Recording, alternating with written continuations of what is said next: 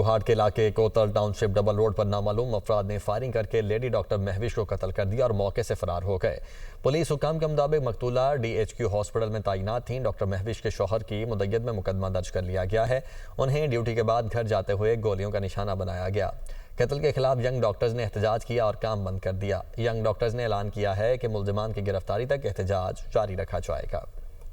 कुहाड़ के इलाके कोतल township double road पर नामालूम अफराद ने फायरिंग करके लेडी डॉक्टर महविश को कत्ल कर दिया और मौके से फरार हो गए।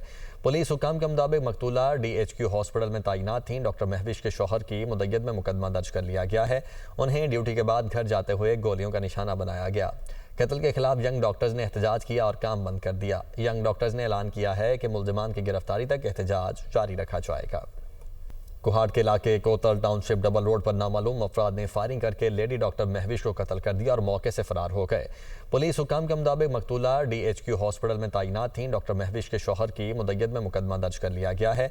उन्हें ड्यूटी के बाद घर जाते हुए गोलियों का निशाना बनाया गया। कत्ल के खिलाफ यंग डॉक्टर्स ने एहतजाज किया और काम बंद कर दिया। यंग डॉक्टर्स ने ऐलान किया है कि मुल्जिमान की गिरफ्तारी तक एहतजाज जारी रखा जाएगा।